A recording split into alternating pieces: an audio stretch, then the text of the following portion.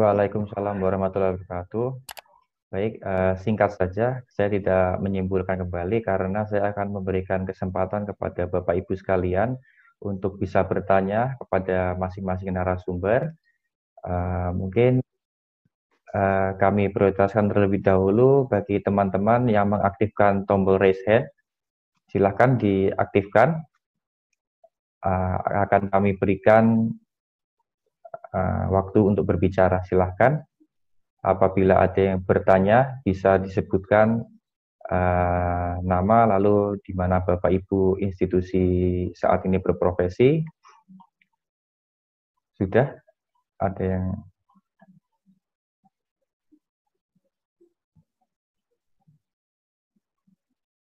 Baik, ini ada salah satu peserta, Ibu Siti, Dr. Anda Hajah Siti Aisyah.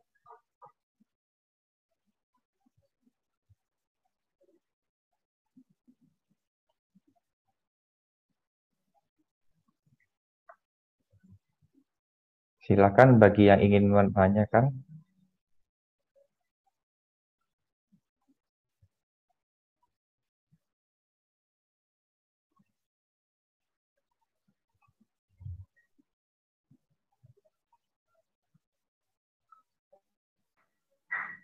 Baik, kepada Ibu Rora Roihani. Ya. Ya, silakan. Terima kasih. Assalamualaikum warahmatullahi wabarakatuh. Waalaikumsalam warahmatullahi wabarakatuh. Ya, saya ingin tadi disampaikan bahwa untuk SKMHT itu apabila syarat-syarat belum dapat dipenuhi sehingga tidak dapat dilakukan APHT. Ini apabila terdapat take over dari bank ke bank lain untuk pengambilan alihan jaminan, itu kan jaminan masih ada di bank yang bersangkutan karena belum dilunasi. Setelah dilunasi baru bisa diambil. Ini biasanya bank itu minta untuk dilakukan SKMHT, padahal jaminan masih ada di bank tersebut. Ini bagaimana, apakah bisa dilakukan SKMHT karena belum dilakukan cek sertifikat? Terima kasih. Pertanyaan untuk siapa, Ibu? Prof. Rahayu ya. Oh ya. Atau Bu Endang. Baik, terima kasih pertanyaannya. Bu Endang, Ibu Dr. Endang atau Prof. berkenan untuk menjawab, Prof. Baik. Untuk pertanyaannya, apabila terjadi tadi permintaan take over, lalu apakah dimungkinkan pembuatan SKM terlebih dahulu tanpa pengecekan? Mengingat situasi saat ini di tengah-tengah pandemi COVID-19.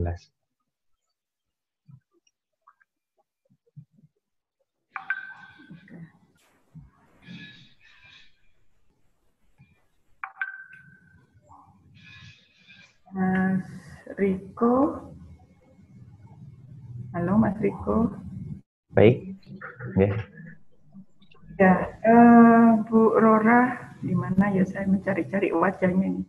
Bu Rora ini sahabat saya. Beliau bankir, sekarang jadi notaris. Jadi sebenarnya yang menguasai di dalam prakteknya justru beliau, bukan saya. Prof. Ya, Bu Rora. Mohon pencerahannya, Prof. Gimana kabarnya Ibu Notaris? Alhamdulillah, ditunggu, Prof. Iya, Bu Rora, kalau saya bicara dari sisi teori, memang seharusnya kan tadi saya contohkan. Jika saja misalnya masih ada belum selesai checkingnya, baik itu terkait dengan pajaknya misalnya saja, atau mungkin juga tentang sertifikatnya, mestinya belum bisa hal itu dilakukan, kan begitu. Itu secara teori. Tetapi ketika bicara praktek, kayaknya justru lebih tepat nanti menyampaikan dalam hal ini menurut saya bisa Ibu Dr. Sri Endang maupun Bapak Widi, karena Bapak Widi berada di perbankan dan Ibu Endang notaris sekaligus PPAT dan juga dosen. Artinya saya mohon maaf saya menyerah kalau untuk prakteknya, karena saya tidak pernah berpraktek untuk itu. Tetapi secara teori mestinya memang seharusnya hal itu diselesaikan dulu sehingga nanti tidak akan terjadi sesuatu hal yang tidak diharapkan. Sebagaimana tadi saya katakan bahwa seorang notaris ini adalah orang yang intinya dipercaya untuk mengkonstatir, untuk menampung dan kemudian hal-hal ini seperti apa biar nanti tidak keliru sehingga tidak turut campur. Tetapi notaris mungkin di sisi yang lain fungsinya juga sebagai orang yang bisa mensosialisasikan, menjelaskan. Tetapi mungkin juga ada yang bertanya kalau ini misalnya ada perbankan dan ternyata juga itu mitranya si notaris, artinya kan di situ ada turut campurnya. Memang di dalam praktek setahu saya perbankan tidak akan menggunakan asal notaris, tetapi memang biasanya sudah bermitra. Tetapi saya lebih memandang ketika bermitra itu ke sisi positifnya, bahwa dengan bermitra itu disitulah akan diketahui sejauh mana kredibilitas dan kualitas seorang notaris itu. Mungkin itu saja, dan saya yakin ini kurang memuaskan Bu Rora. Jadi saya mohon kepada Pak Widi dan juga Bu Endang untuk bisa menjawab dengan lebih baik, terutama terkait dengan praktiknya. Karena Bu Rora ini juga termasuk notaris yang laris meskipun baru, karena beliau juga jadi kurator selain jadi bankernya. Beliau mantan kepala BNI di Gambir seingat saya. Terima kasih, itu yang bisa saya sampaikan Bu Rora. Monggo Pak Mas Riko mungkin bisa disonding ke Bu Endang dan Pak Widi. Terima kasih. Baik, Ibu Dr. Endang mungkin atau Bapak Widi. Saya coba menjawab ya Mas Riko. Mudah-mudahan bisa memuaskan Ibu Dr. Rora. Kalau tidak memuaskan mungkin ada tambahan dari teman-teman karena di sini sifatnya sharing. Saya juga bukan orang yang serba bisa. Ketentuan adanya SKMHT, itu tata caranya sudah diatur di dalam pasal 15 Undang-Undang 496. Sekarang masalahnya, kenapa dibuat SKMHT? Dibuat SKMHT, banyak alasan kenapa bank selalu membuat dengan cara SKMHT. SKMHT sebagaimana kuasa yang lainnya adalah hanya sebuah kuasa. Di situ disebutkan bahwa kuasa yang ada di dalam SKMHT ini ketentuannya sesuai pasal 15 tidak boleh memuat kuasa selain kuasa mematang hak tanggungan. Dilarang ya. Dilarang juga ada kuasa substitusi. Kemudian disebutkan di situ bahwa dalam pembuatan SKMHT ini dapat dibuat oleh seorang notaris maupun PPAT. Karena ada tulisan, ada ketentuan yang menyebutkan dapat dibuat oleh seorang notaris, maka tentunya aturan pembuatan akte sesuai UJN harus dipatuhi. Kalau dibuat oleh seorang PPAT, maka Ibu harus melihat, memahami ketentuan yang diatur dalam pasal 39 PP 2497, di mana salah satunya disebutkan PPAT berhak menolak membuat akta jika sertifikat atas bidang tanah tersebut tidak diperlihatkan. Nah, saya kembali lagi, kalau itu berhubungan dengan take over, maka seandainya seorang PPAT membuat SKMHT dengan bajunya seorang PPAT, berarti telah melanggar ketentuan pasal 39. Karena tidak ditunjukkan di bawahnya asli sertifikat kepada yang bersangkutan atau pejabat PPAT. Mutatis mutandis, seharusnya juga demikian yang harus dilakukan oleh seorang notaris dalam rangka menjalankan jabatan sesuai prinsip kehati-hatian. Bagaimana dalam prakteknya? Nah, ini dalam prakteknya. Tadi aturan hukumnya dalam prakteknya.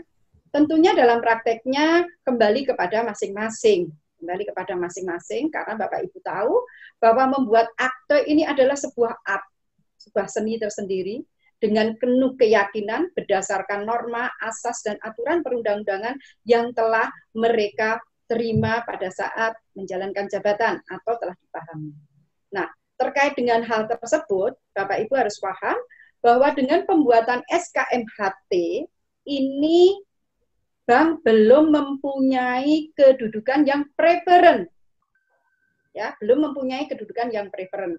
Sehingga kalau sampai nanti SKMHT ini dibuat dan kemudian pada saat dilakukan pembuatan APHT sesuai dengan ketentuan PP 2497 bahwa PPAT harus melakukan pengecekan dan kemudian ada blokir dan sebagainya, maka menjadi tanggung jawab seorang notaris karena bank tidak punya hak mendahulu. Paling-paling dilarikan di pasal 131 KUH Perdata, walaupun itu menurut saya nggak tepat, itu tepatnya untuk kepailitan. Nah, kembali lagi kepada Bapak Ibu sekalian, ini sebuah pilihan. Keyakinan Bapak Ibu, kalau dirasa itu tidak ada masalah, ya monggo. Karena Bapak Ibu harus paham, tidak ada namanya check-in tape. Saran saya, silakan membuat SKMHT, saya juga melakukan, tetapi dengan mengajukan lebih dahulu SKPT. Sehingga kita paham, kita yakin bahwa terhadap bidang tanah yang akan dijaminkan itu tidak ada catatan blokir dan lain sebagainya. Sehingga insya Allah pada saat akan ditindaklanjuti untuk pembuatan APHT, maka menjadi terang benderang. Ya, jangan main-main. Sekali lagi jangan main-main. Kebetulan di sini bisa saya sampaikan, saya punya pengalaman yang buruk. Kalau kita merugikan 30 juta rupiah kepada seseorang karena perbuatan kita selaku pejabat umum, maka kita dituntut, ditulis di koran, pokoknya terkenal, luar biasa terkenalnya, hanya 30 juta. Ini pengalaman pribadi saya di tahun 1997. Tetapi saya pernah mengalami di mana anak saya meninggal dunia secara mendadak. Jawabannya sangat mudah, bahwa itu sudah ketentuan Allah. Nah, saya nggak bakalan menuntut, walaupun saya yakin itu malpraktek. Nah, inilah harta yang sedikit pertanggungjawabannya ternyata luar biasa. Maka mumpung saya di sini sebagai salah satu orang tua dari Mbak Mas yang masih muda belia, bahkan seperti Mas Riko ini, kebetulan Mas Riko ini teman anak saya di Universitas Kebangsaan Malaysia, adik kelasnya, anak saya sudah selesai. Nah, seanak saya, jadi hati-hatilah dalam membuat akta, aturan, penuhi ketentuan dalam Undang-Undang Jabatan Notaris. Lebih baik kita bisa tidur nyenyak, dapat duit, sedikit banyak duit yang kita terima itu relatif, tetapi keberkahan, barokah menjadi ukuran dalam menjalankan jabatan. Ya, mungkin hanya itu, barangkali ada teman-teman yang bisa menjawab, atau mungkin lebih memberi pencerahan, tapi saran saya membuat SKMHT dengan dasar SKPT menjadi benar. Tetapi membuat SKMHT hanya untuk mengelabui pajak itu tidak benar. Karena hal ini sudah diatur di dalam PP 34 2016 bahwa semuanya yang berhubungan dengan pajak, mau PPJB, mau AJB, pajak harus dibayar lebih dulu. Ya, di PP 34 2016 pasal 1 ayat 1. Jadi kalau untuk take over monggo. Demikian yang dapat saya sampaikan, Mas Riko, selaku moderator. Kalau ada kurangnya, Bu Roro, mohon maaf sebesar-besarnya. Mudah-mudahan bisa memuaskan. Oke, baik. Waalaikumsalam warahmatullahi wabarakatuh. Baik, kita berlanjut ke pertanyaan selanjutnya terlebih dahulu. Ini ada pertanyaan dari Ibu Indah Rahmayuni, SHMKN. Beliau bekerja di swasta, corporate legal. Pertanyaan adalah, dalam hal terdapat perubahan pada akta perjanjian kredit yang bersifat urgent, apakah diperbolehkan notaris membacakan akta perjanjian perubahan dan meminta persetujuan para pihak secara verbal melalui online, misalkan Zoom meeting, sedangkan penandatanganan minuta akta dilaksanakan nanti setelah PSBB COVID-19 selesai. Bagaimana perlakuan dan keabsahan minuta akta tersebut? Mungkin narasumber ada yang akan menjawab. Monggo silahkan, yang lainnya nanti tidak saya borong. Bagaimana Bapak Ibu? Mestinya Pak Widi itu lebih tepat yang menjawab, karena tadi sudah menjelaskan yang terakhir seingat saya tentang Ya, monggo elektronik. Bapak Widi.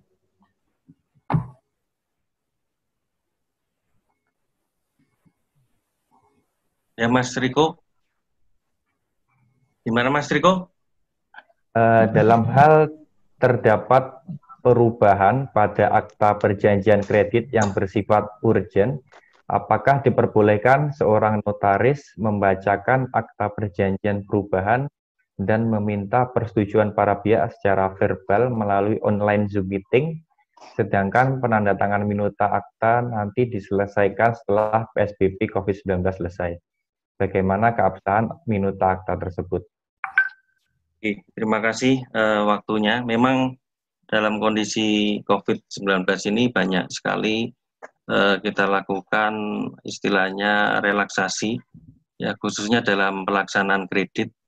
Seperti waktu kita melakukan ekspansi kredit untuk pendaftaran kredit pun kita juga beberapa yang memang kita sudah mengenal seperti nasabah-nasabah yang sudah lama tidak kita lakukan on the spot secara langsung. Jadi bisa kita lakukan wawancara secara elektronik, ya, bisa melalui video call dan sebagainya. Itu barangkali kalau dalam hal proses analisa kreditnya kita bisa melakukan itu karena memang kita sudah tahu betul ya. Tetapi kalau memang itu nasabah baru, ya mau tidak mau kita walaupun dengan melakukan protokol sesuai protokol COVID-19 ya, kita harus melakukan on the spot di lapangan. Nah, berkenaan dengan perjanjian kredit, tentunya kredit itu akan bisa kita cairkan kalau memang perjanjian itu sudah sah secara hukum. Sehingga apabila ya nanti mohon bantuan untuk pakar-pakar hukum ini, kalau memang perjanjian itu belum sah secara hukum, ya mungkin belum ada tanda tangan secara langsung, di mana saat ini yang bisa kita akui bahwa seseorang mengakui perbuatannya itu apabila dia sudah melakukan penandatangan secara langsung.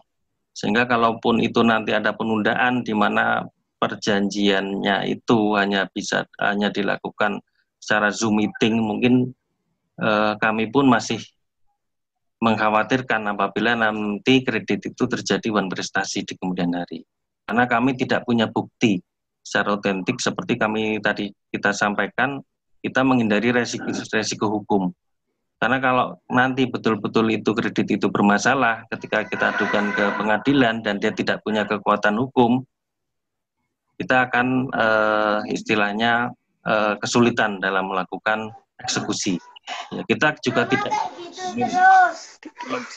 selesai kegiatan penandatanganan itu bisa dilakukan karena apa yang kita pegang baru secara virtual. Seperti tadi saya sampaikan untuk HT elektronik, ya memang ini hanya prosesnya.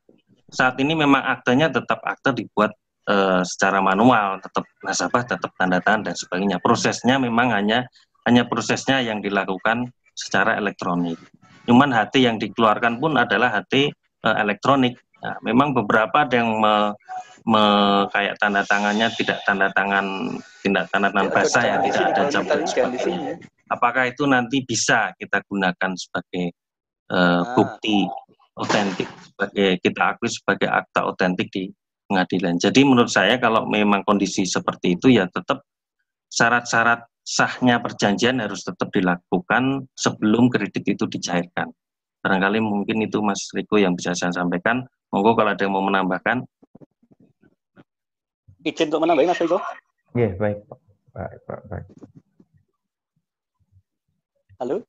Iya Pak, Bapak Kodibul. Ya. Monggo. Ya, saya mungkin sedikit nombok ya kaitannya dengan permasalahan ini ya. Jadi kalau tadi kaitannya dengan perubahan akta ya, atau kemudian mungkin pembuatan akta yang baru, kalau pertanyaannya adalah apakah akad atau akta ya, kalau misalnya menyebutnya akad ya, pembiayaan rusyah gitu ya.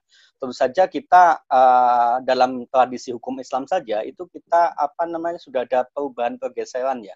Dari misalkan dalam satu majelis ya. Jadi kalau orang mau berakad itu kan salah satu syaratnya adalah satu majelis satu kesatuan tempat kan gitu ya. Namun dalam fikih-fikih yang aktual, yang kontemporer itu sudah coba ditafsirkan oleh para ahli. Saya sempat baca punya Prof. Samsul Anwar gitu ya, kaitannya dengan perjanjian syariah. Di situ satu majelis itu sekarang bisa ditafsirkan satu kesatuan waktu. Jadi kalau misalkan antara pihak-pihak yang ada yang berakad bisa saling melihat, bisa saling mengerti, maka secara prinsip perjanjian yang dibuat secara daring gitu ya, itu tetap sah gitu ya. Cuma kaitannya dengan kekuatan pembuktiannya seperti apa? Barangkali mungkin juga kita bisa berpikir gini ya, Bapak Ibu semuanya gitu ya. Dalam Undang-Undang ITE itu kan juga ada pengakuan terhadap ini ya, digital signature gitu ya. Nah, apakah kita ini nanti berani misalkan melakukan terobosan hukum bahwa tanda tangan para pihak itu tidak harus tanda tangan basah, tapi tanda tangan yang digital gitu ya. Toh juga sekarang ada perusahaan-perusahaan platform yang kemudian bisa memberikan jasa kaitannya dengan bagaimana memastikan bahwa tanda tangan itu asli gitu ya. Para pihak yang tanda tangan tidak bisa mengelak gitu misalkan. Nah, barangkali itu Mas Riko, bagi saya sebenarnya kalau dari sisi keabsahan perjanjiannya dengan tidak satu tempat itu tetap sah gitu ya. Cuma bagaimana kita bisa melakukan terobosan hukum mengantisipasi kondisi-kondisi peradaban tanpa tatap muka ini dengan mencoba mengesahkan ya. Tapi ini bukan kewenangan kami tentu saja ya. Kaitannya dengan digital signature. Barangkali itu ya. Mungkin Bapak Ibu tambahan sedikit saja. Ada Ibu ingin menambahkan? Mas Riko, saya boleh menambahi? Boleh, silakan Ibu. Nah, Bapak Ibu, untuk perjanjian restrukturisasi kredit sebagaimana perjanjian kredit maupun pengakuan hutang tidak harus dibuat dalam atau oleh notaris, dapat dibuat di bawah tangan.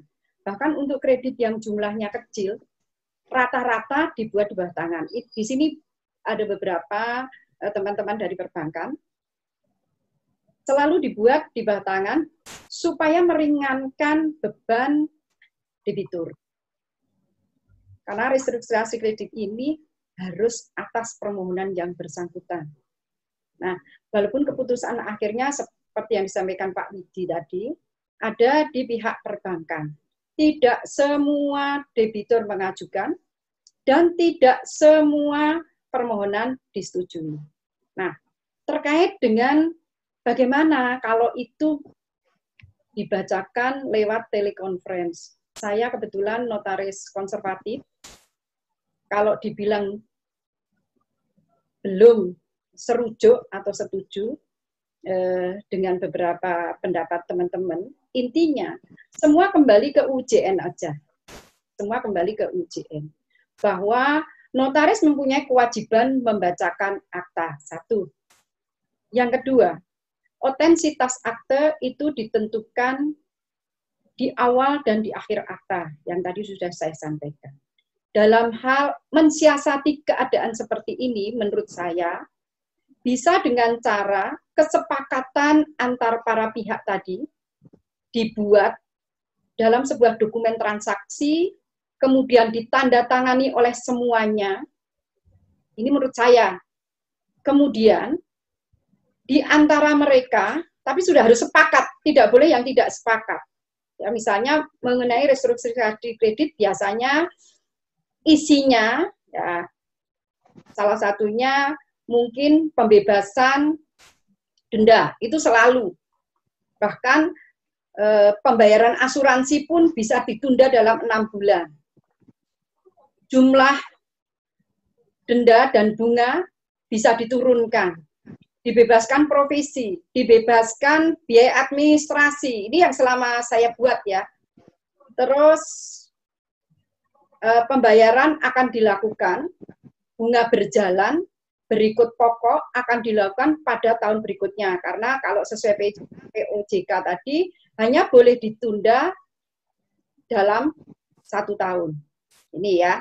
Kalau saya boleh aja, cuman dibuat di dalam dengan cara daring tadi, dibuat dokumen tersendiri menjadi dokumen elektronik, kemudian bisa juga dengan cara memberi kuasa satu di antara mereka Misalnya satu di antara mereka ini ada di tempat yang sama dengan bank, kemudian menghadap bank, dari itu dapat dituangkan dalam bentuk akta notarial.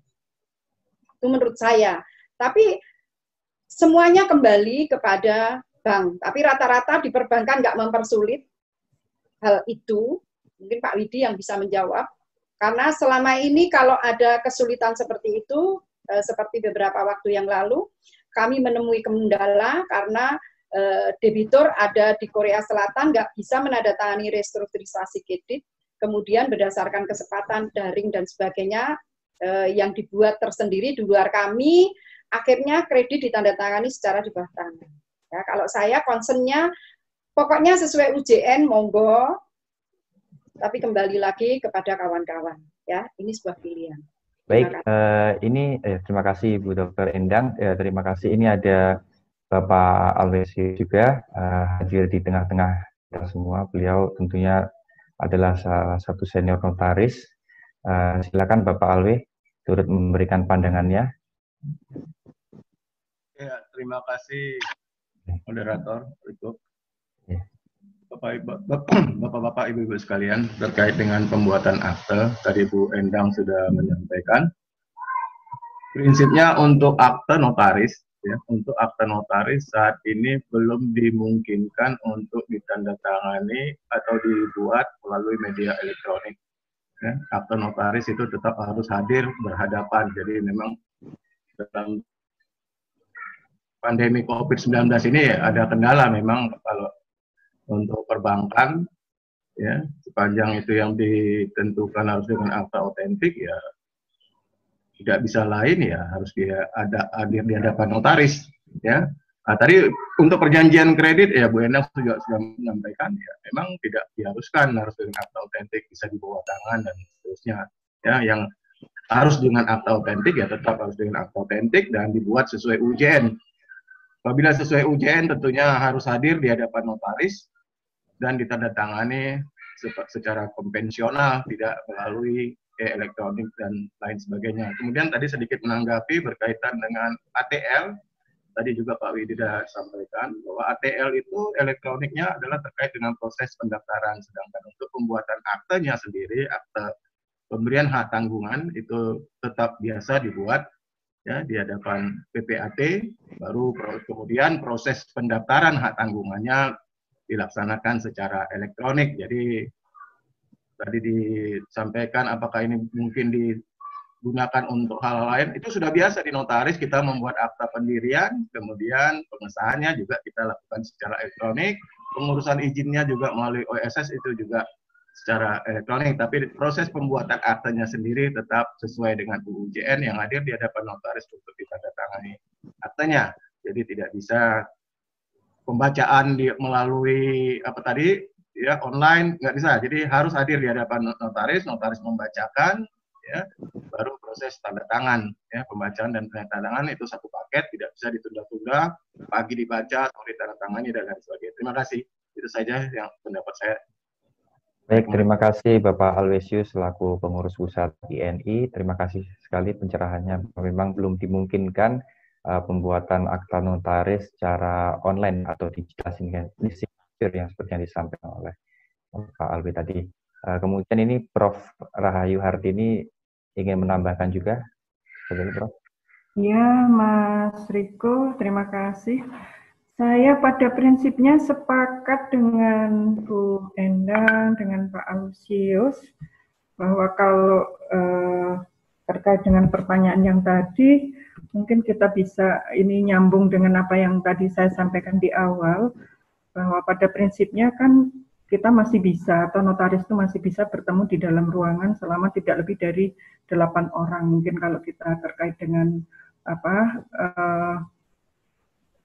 protap yang diberikan oleh WHO ketika PSBB ataupun yang lain, dan minuta akta itu harus ditandatangani seketika. Karena jika minuta yang sudah ditandatangani itu jika ada perubahan juga nggak boleh dirubah, artinya nggak boleh direnvoy lagi. Berbeda halnya jika kalau ke notaris itu untuk konsultasi, ya, jadi konsultasi ke notaris. Tapi kalau untuk minuta itu dirubah, jika minuta itu sudah ditandatangani, mestinya itu menjadi tidak boleh.